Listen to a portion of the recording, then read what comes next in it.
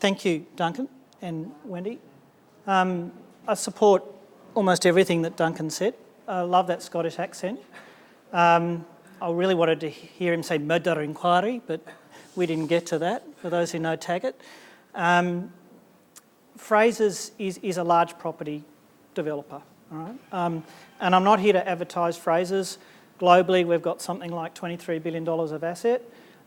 We think we're big enough to contribute here, and we've had through Australand, a presence in Australia for almost 80 years, so we're small enough to be real locally, and this is a sector that we take very seriously. I think the way Duncan talked about the mobility and diversity of social capital is a really, really important issue.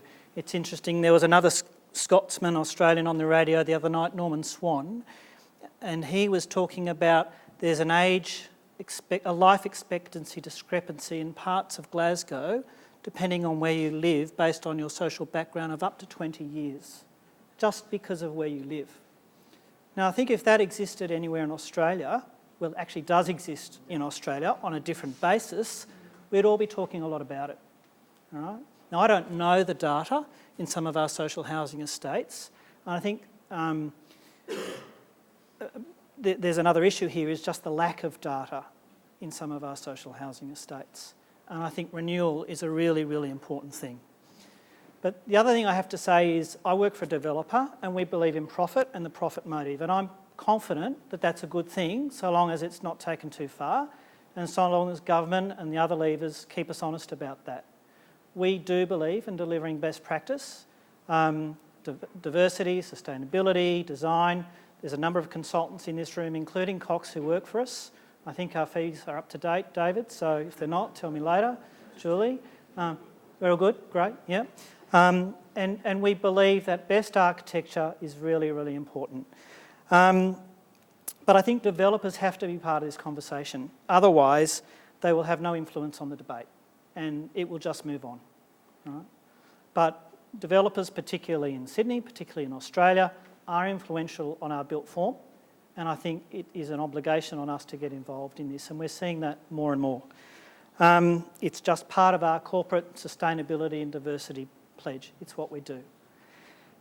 I'd applaud, I think there's some facts people in the room. I think that the Communities Plus and the SAF are fantastic initiatives, and I'll touch on a bit of that in a moment, but congratulations, it's fantastic. And I'm not just saying that because we're bidding on both, it's fantastic.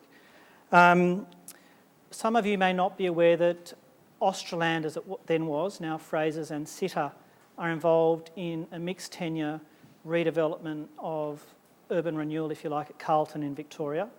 And that deal goes back to 2007. We're up to 1,000 new dwellings with market housing, social housing, some affordable housing and aged care, all within the Carlton area close to Melbourne University. Now, we think that's a pretty significant deal. We're very proud of it. It's still ongoing. But it's 2007, and there's been a bit of a gap. There's a significant difference on that project that I'd just like to note, and I'm not saying it's good or bad, it's just the way the government wrote the deal, is that the social housing is siloed in buildings. It's not salt and peppered. And I think that's an issue that we should have a stronger debate about. From 2007, we had NRAS. In about 2009-10, Duncan talked about that a bit.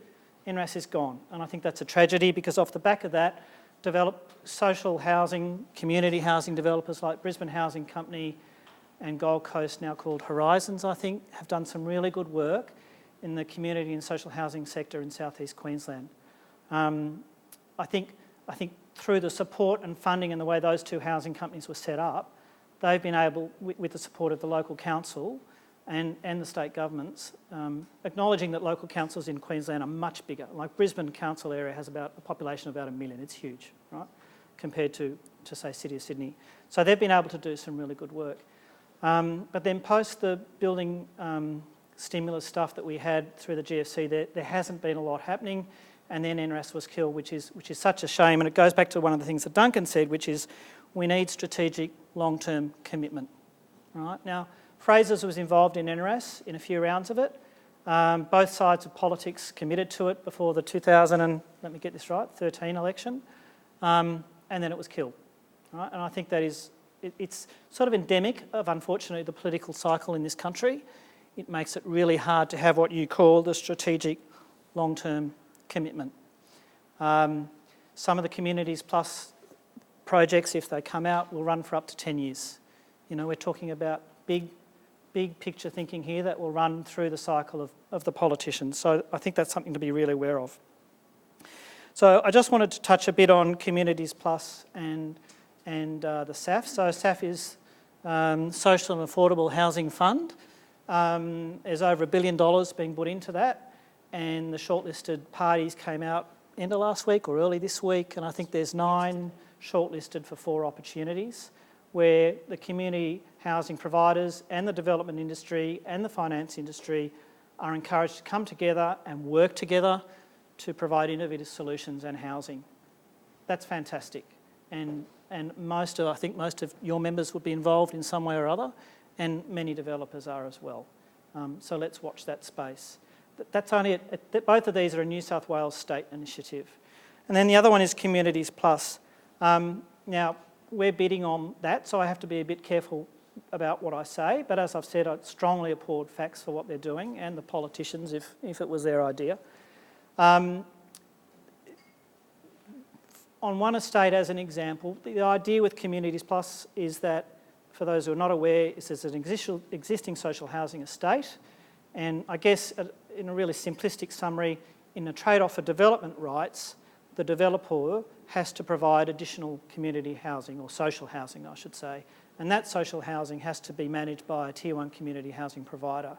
So at Ivanhoe at Macquarie Park, for instance, there's currently about 250 social housing units, and the obligation is that at least 500 social housing units be delivered back, as well as about 130 affordable housing units and up to 2,000 further dwellings. So that it looks like it ticks a lot of boxes. Significant uplift in social housing provision, uplift in affordable housing provision, economic activity, private housing, private sector involvement, and the CHP has to manage the social housing for, at the moment, it's a long-term lease, I think 25 years has been stated. So, you know, there's a lot of opportunity there.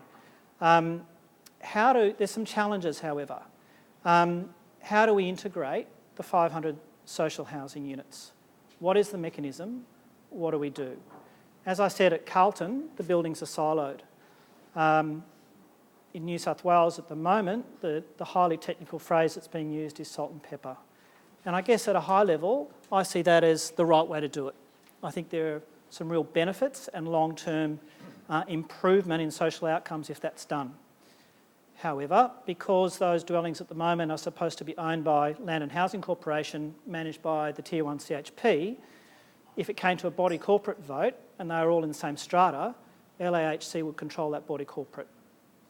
Now, I think there could be some issues with that if you're an investor in an apartment and your body corporate will be controlled by LAHC. No disrespect to LAHC, they're a great government department, but the drivers of the private investor will by their very nature be different to that of LAHC. So I'm not saying these problems are insurmountable, these are challenges that we are looking at. There are some, you know, they watch programs like Housos on SBS, or they've had, you know, some poor example in the past who think that selling market housing in an estate where there will be salt and peppered social housing could affect property value.